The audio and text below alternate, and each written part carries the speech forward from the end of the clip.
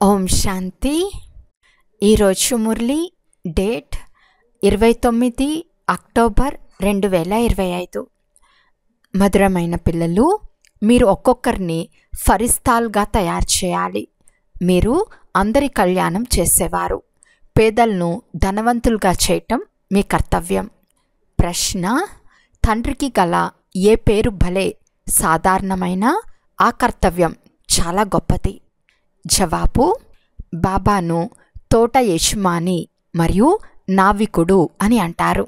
ఈ పేరు చాలా సాధారణమైనది, కానీ మునిగిపోవు వారిని దాటించటం చాలా గొప్ప కర్తవ్యం.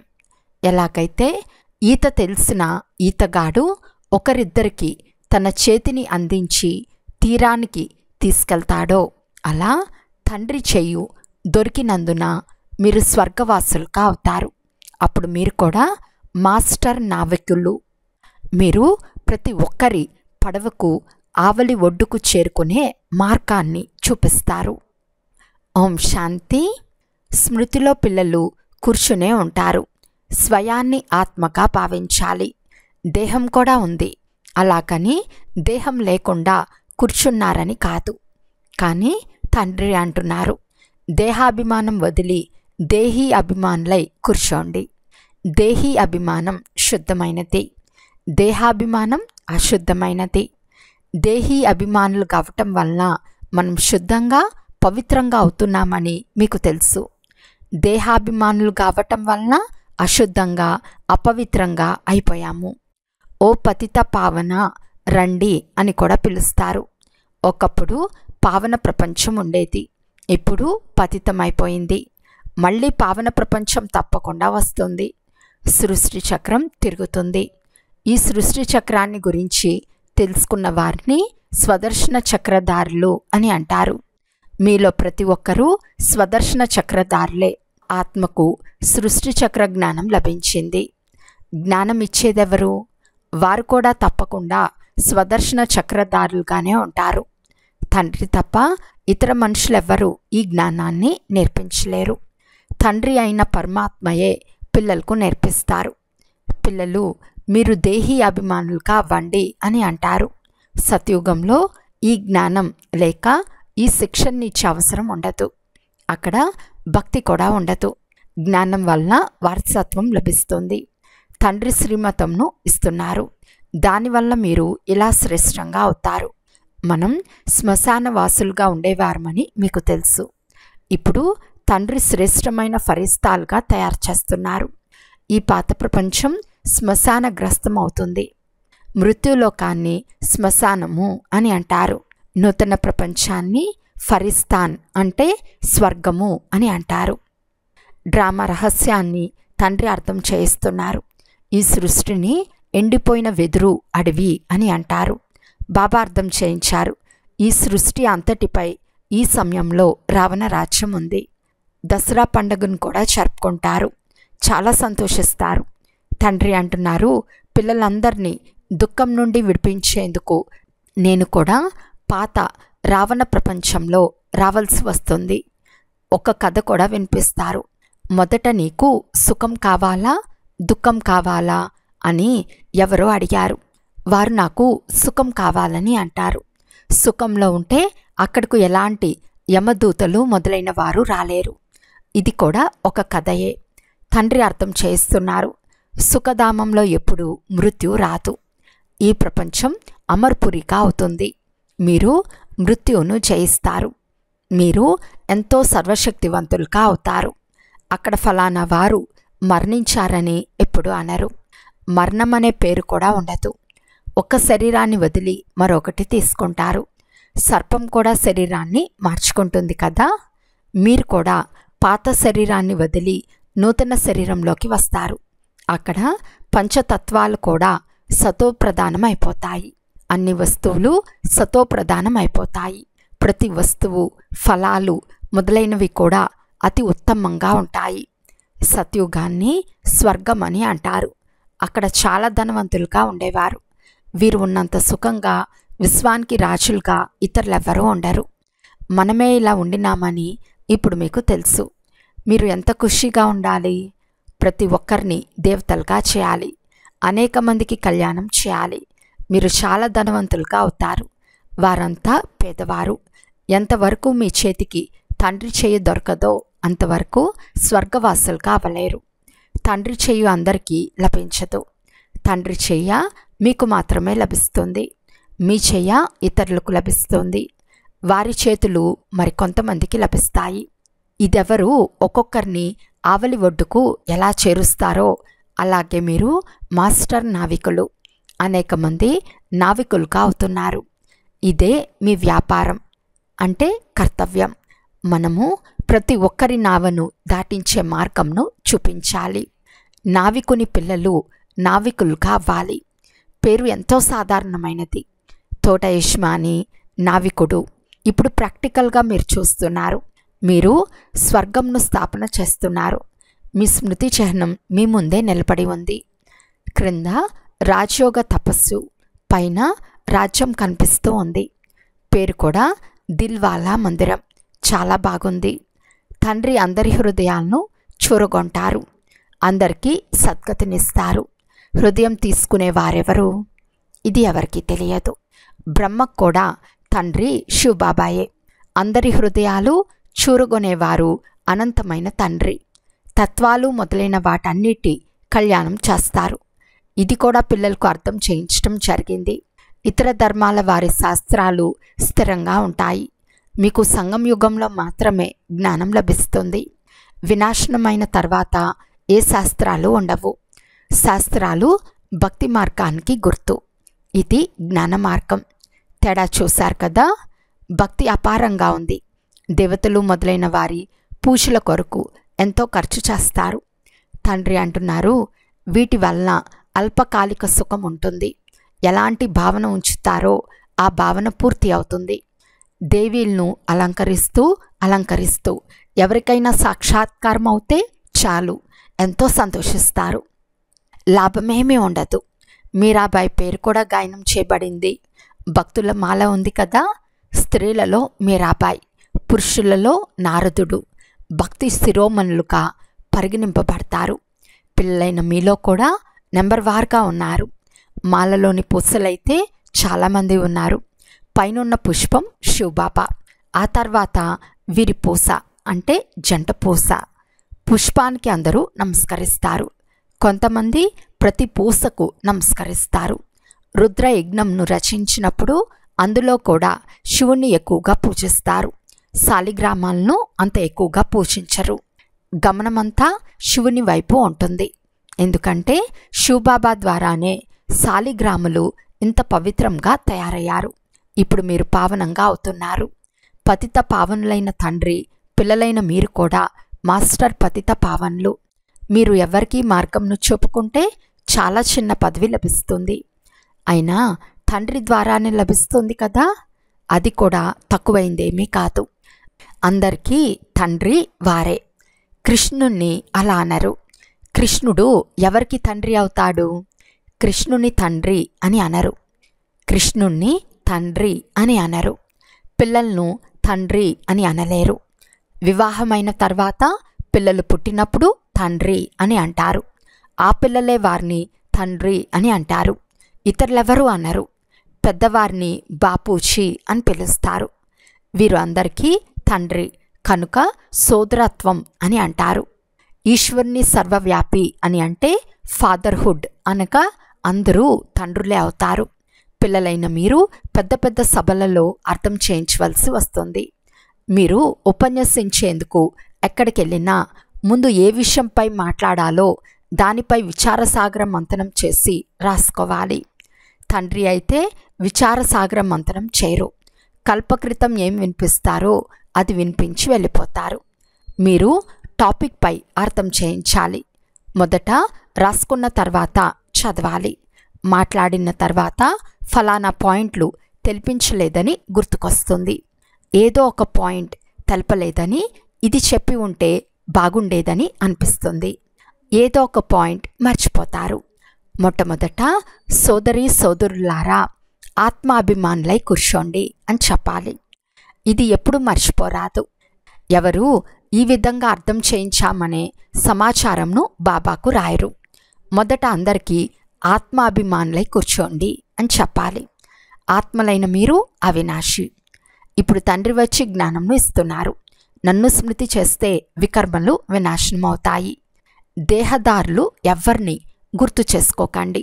స్వయాన్ని ఆత్మగా భావించండి. మనమంతా అక్కడ ఉండేవారము.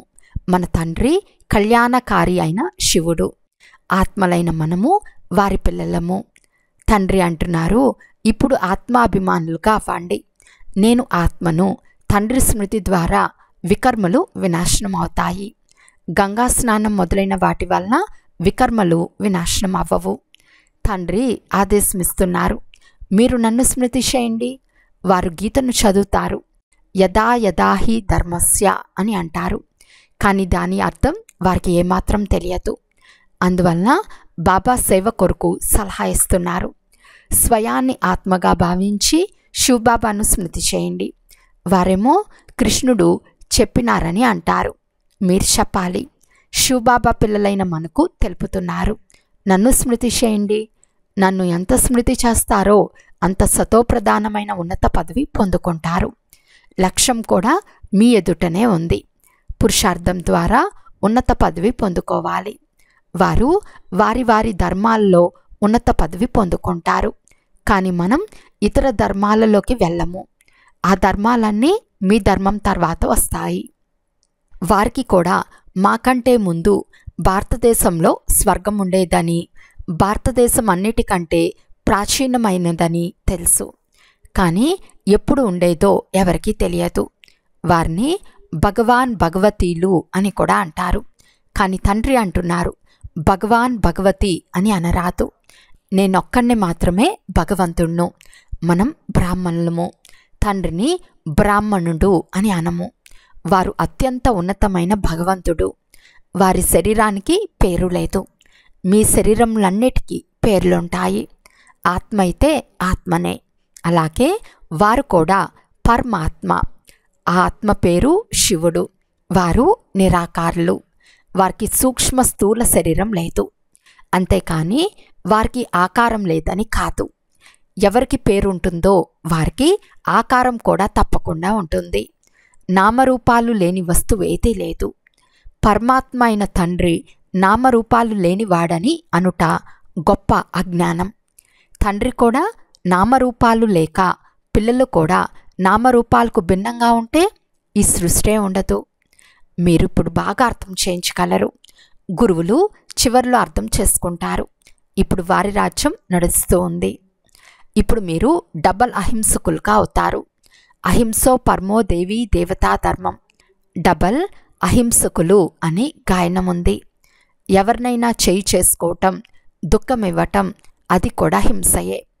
తండ్రి ప్రతిరోజు అర్థం చేస్తున్నారు, మనసా వాచా కర్మన ఎవరికి దుఃఖం ఇవ్వరాదు.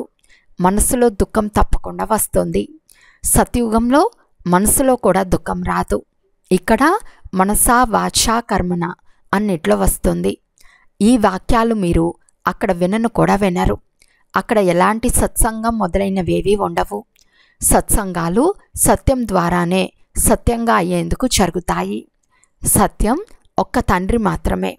తండ్రి కూర్చుని నరుడి నుండి నారాయణునిగా తయారయ్యే కథను వినిపిస్తున్నారు. దీనివల్ల మీరు నారాయణునిగా అవుతారు. తర్వాత భక్తి మార్గంలో సత్యనారాయణ కథను చాలా ప్రీతిగా వింటారు. మీ జ్ఞాపక చిహ్నమైన దిల్వాలా మందిరం ఎంత బాగుందో చూడండి. తప్పకుండా సంగం యుగంలో హృదయం చోరుగొని ఉంటారు. ఆదిదేవుడు ఆదిదేవి వారి పిల్లలు కూర్చుని ఉన్నారు. ఇది అసలైన స్మృతి చిహ్నం.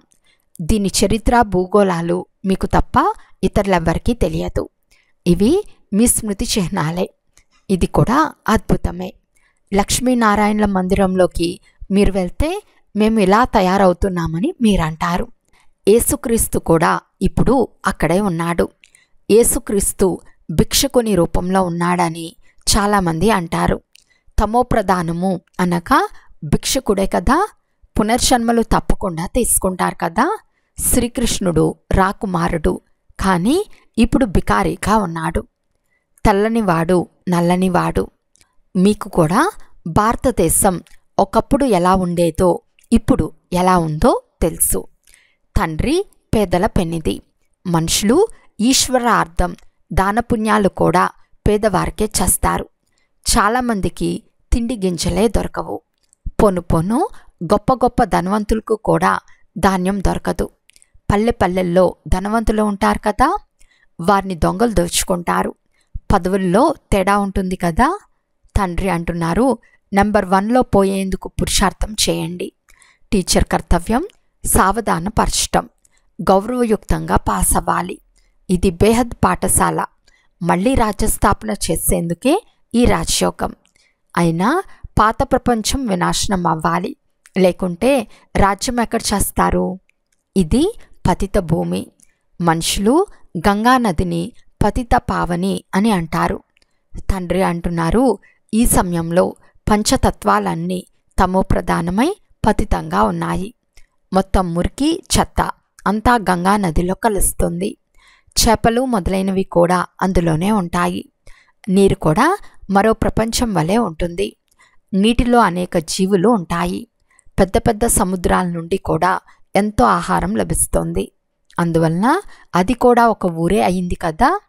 ఊరిని పతిత పావని అని ఎలా అంటారు? తండ్రి అర్థం చేయిస్తున్నారు.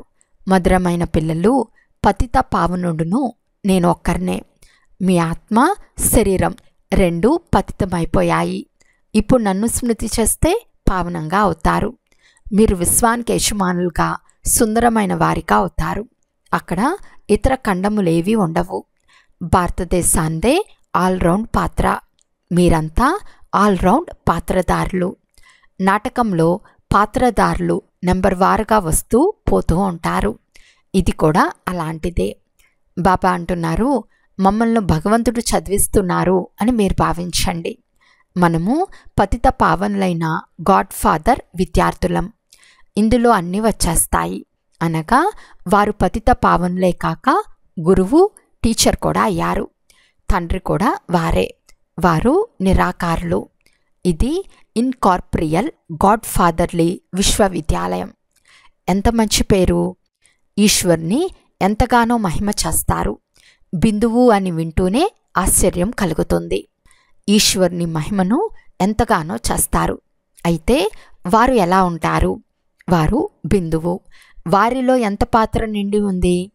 ఇప్పుడు తండ్రి అంటున్నారు, దేహం ఉండినా గృహస్థ వ్యవహారంలో ఉంటున్నా నన్నొక్కరిని స్మృతి చేయండి. భక్తి మార్గంలో నౌదా భక్తి చేయువారిని సతోప్రధాన నౌదా భక్తులు అని అంటారు. భక్తి చాలా తీవ్రంగా ఉంటుంది. ఇప్పుడు తీవ్ర వేగంతో స్మృతి చేయాలి. తీవ్రంగా స్మృతి చేయువారి పేరే ఉన్నతంగా ఉంటుంది. విషయమాలలో పూసగా అవుతారు. అచ్చా, మధురాతి మధురమైన అపురూపమైన పిల్లలకు మాతాపిత బాప్తాతాల ప్రియ స్మృతులు మరియు గుడ్ మార్నింగ్. ఆత్మిక పిల్లలకు ఆత్మిక తండ్రి నమస్తే. ఆత్మిక తండ్రికి ఆత్మిక పిల్లల యొక్క ప్రియ స్మృతులు మరియు నమస్తే నమస్తే నమస్తే.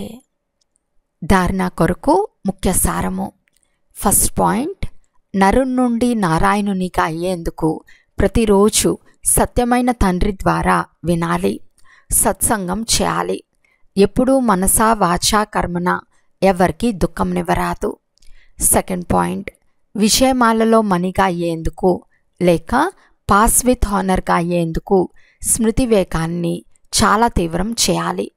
మాస్టర్ పతిత పావన్లై అందరినీ పావనంగా చేసే సేవ చేయాలి. ఈరోజు వరదానము.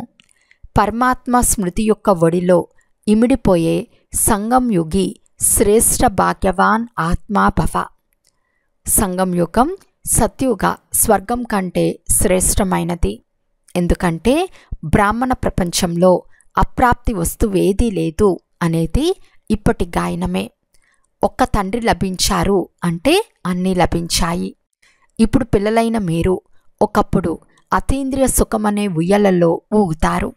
ఒకప్పుడు ఖుషి, ఒకప్పుడు శాంతి, ఒకప్పుడు జ్ఞానం, ఒకప్పుడు ఆనందం, ఒకప్పుడు పరమాత్మ వడి అనే ఉయ్యలలో ఊగుతారు. పరమాత్మ వడి అంటే స్మృతి యొక్క లవ్లీన్ అవస్థ. ఈ వడి సెకండ్లో అనేక జన్మల దుఃఖంను బాధను మర్పింపచేస్తుంది. కనుక ఈ శ్రేష్టమైన సంస్కారాన్ని సదా స్మృతిలో ఉంచుకొని భాగ్యవాన్ ఆత్మగా అవ్వండి. స్లోగన్: బాబా మీ పాట పాడాలి మరియు మీరు బాబా పాట పాడాలి. ఇలాంటి సుపుత్రులుగా అవ్వండి. అవ్యక్త సూచన: స్వయం మరియు సర్వుల పట్ల మనసా ద్వారా యోగం యొక్క శక్తులను ప్రయోగించండి. ముందు స్వయంపై యోగం యొక్క ప్రయోగాన్ని చేసి చూడండి. ప్రతి నెల లేక ప్రతి 15 రోజులకు ఏదో ఒక విశేష గుణం లేక ఏదో ఒక విశేషమైన శక్తిని స్వయం పట్ల ప్రయోగించి చూడండి. ఎందుకంటే సంఘటనలో లేక సంబంధ సంపర్కంలో పరీక్షలేమో రానే వస్తాయి. కనుక ముందు స్వయంపై ప్రయోగం చేసి చెక్ చేసుకోండి. పేపర్ వచ్చినప్పుడు ఏ గుణాన్ని లేక శక్తిని ప్రయోగించినందున ఎంత సమయంలో సఫలత లభించింది. ఎప్పుడైతే స్వయం పట్ల సఫలమవుతారో అప్పుడు ఇతరుల పట్ల కూడా ప్రయోగం చేసే ఉమ్మంగ ఉత్సాహాలు స్వతహాగానే వృద్ధి చెందుతూ ఉంటాయి.